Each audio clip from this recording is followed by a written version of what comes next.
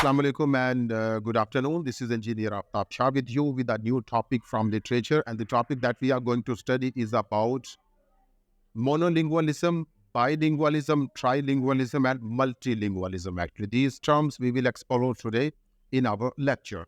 So, first of all, let me explain what is actually monolingualism and what is actually multilingualism.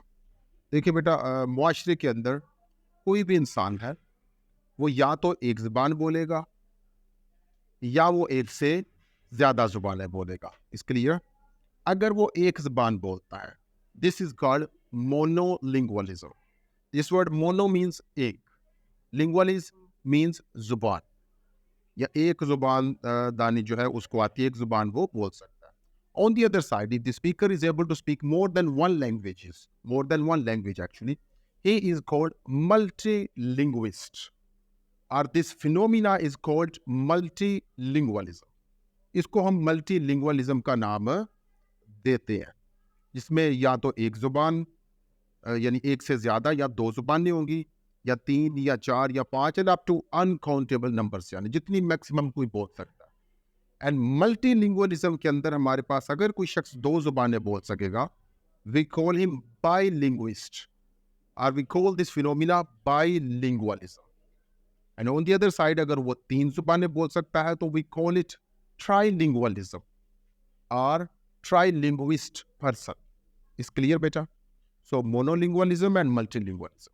Under multilingualism we have bilingualism, trilingualism, and then so on. But mostly people are able to speak 2 or 3 languages at a time.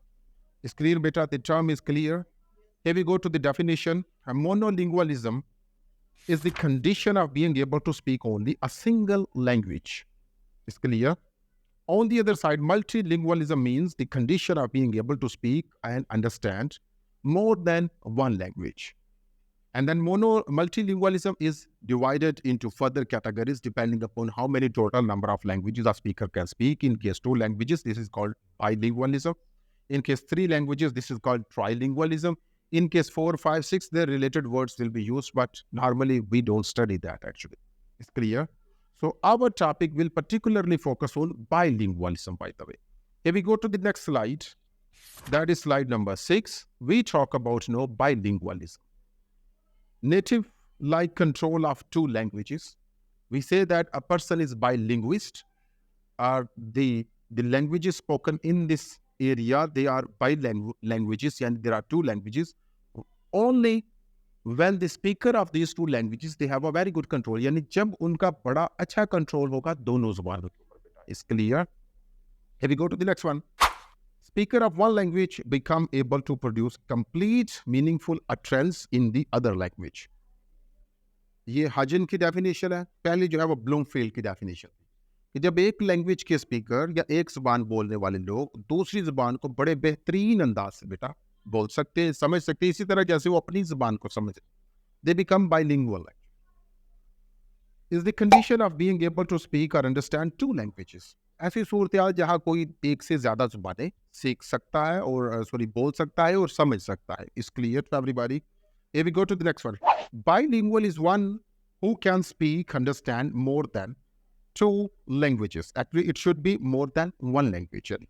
जो एक से ज्यादा और 2 जुबानें बेटा बोल सकता है, सीख सकता है और यानी समझ सकता है और उसमें कम्युनिकेशन कर सकता है, is called bilinguist. Is clear to everybody? Now we take examples from our society. We people can speak both languages, 2 languages actually, Urdu and Punjabi. So we are bilingual. And if we are able to speak English as well, so we will become trilingual. And this phenomenon will be called trilingualism. I believe it's clear to everybody. अब बेटा जब bilingualism की बात आएगी, we have 3 different types of bilingualism. One is called additive, the other one is called subtractive, the third one is called receptive. And let us study all of them one by one. Here we go. In number 1, we will study about the additive bilingualism. Additive, the word additive is coming from addition. जब 2 जुबानें सीखी जाती है और नई आने वाली जुबान जो है वो पिछली जुबान में किसी किस्म की तब्दीली नहीं करती बल्कि उसमें ऐड होती जाती है. Is clear?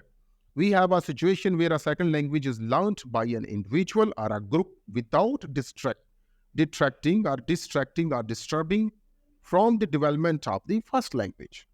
दूसरी जुबान आ रही है, पहली जुबान की जो एक डेवलपमेंट है उसको इफेक्ट नहीं करती. That is called additive bilingualism. And here it's mentioned L1 and L2. L1 is first language, L2 is second language. Is clear? Here we go to the next one. Subtractive bilingualism is a phenomena when one language is actually replacing or having negative impact on the other language. A situation where a second language is learnt by an individual or a group on the risk of losing the first language. Is clear to everybody? For example, L1, see that the arrow is actually, it's fluctuating, it's waving. Number 2, the L2 is going very straight. It's clear, beta? This is called subtractive bilingualism. Here we go to the next one. That is called receptive bilingualism. This is the case, a situation or a case in which one can understand but cannot speak a language. That means a language means second language. We can understand, we can receive actually, but we cannot speak, by the way. This is called receptive bilingualism. Is there any confusion or it's okay? We should go to the next slides. Okay, here we go to the next slides. We go to the approaches to be bilingual. How many different types or methods we can use to learn a second language? Here we go. Number 1 is called sequential. Number 2 is called simultaneous. Number 3 is called coordinate. Here we go to study each one of them one by one.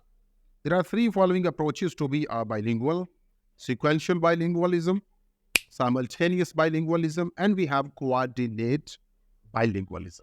Clear?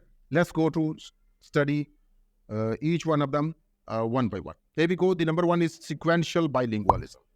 In sequential bilingualism, the 2 languages, they are coming in a sequence. First, we are learning one language and then we are learning second language. Sequential bilingualism occurs when a person becomes bilingual by first learning one language and then learning another language. It's clear? Then we have the next one, that is about simultaneous bilingualism.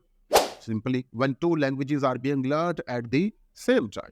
Like our children, they are learning Punjabi and Urdu at the same time. It's clear? But the English will be actually learned once they are very fluent in Urdu or Punjabi, then they will come to English when they are going to school. So English is being learned in a sequential way, and Punjabi and Urdu, they are being learned in a simultaneous way. It's clear? So we call the Punjabi and Urdu bilingualism is a simultaneous bilingualism, and then the lingualism with the English we have, that is a sequential lingualism. Simultaneous bilingualism, beta, here we go. Simultaneous bilingualism occurs when a person becomes bilingual by learning both languages at the same time. It's clear to everybody? Here we go to the next one. That is about coordinated bilingualism. Coordinated bilingualism occurs when an individual learns the languages separately in separate environments. And they make a coordination between both the languages, and they can try to understand one language with the help of another language. For example, somebody learned Urdu Punjabi from Pakistan, and after that, they actually go to some other country where English is being spoken. Even though he's an illiterate person, he doesn't know how to read and write, but he will learn English language over there. So this sort of bilingualism is called coordinated bilingualism. It's clear better to everybody? Here we go to the next one. That is about the causes of bilingualism. Why people learn 2 languages? Simply because of trade, because of war, because of slavery, and so many. All these situations where people are coming in contact with each other. जब भी लोग एक दूसरे के साथ contact में आएंगे, वो लोग जो मुख्तलिफ ज़बानें बोलते, तो उस फिनोमिना से बाइलिंगुअलिज्म जो है वो टेक अप होगा. It's clear?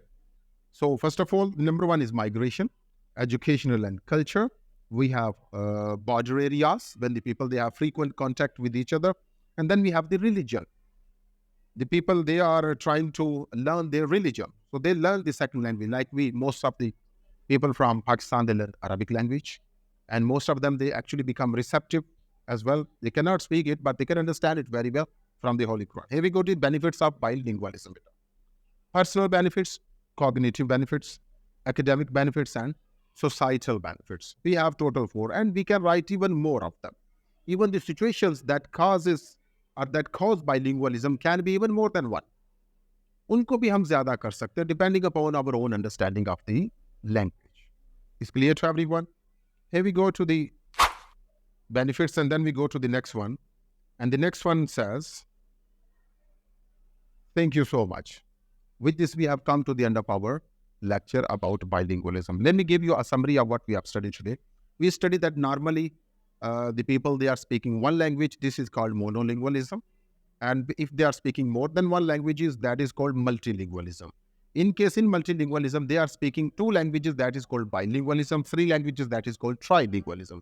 All this study actually we did before is about monolingualism.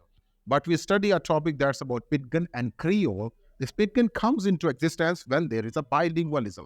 The people actually, they are using a type of mixture of both the languages. Slowly, this gradually grows up into a new type of language that is called a Pidgin. Then the Pidgin becomes a language like what we have Urdu today. Is clear better to everyone? Is there any question about the topic today? Okay, and after that, after bilingualism, we studied about the situations when the bilingualism occurs, the types of bilingualism, and the benefits of bilingualism, etc. Okay, thank you so much, everybody. Wish you all the best. And those who watched our lecture on YouTube, thank you so much, everyone. If you have any comments or suggestions, you can write your comments or suggestions in our inbox. Thank you so much very much for your time.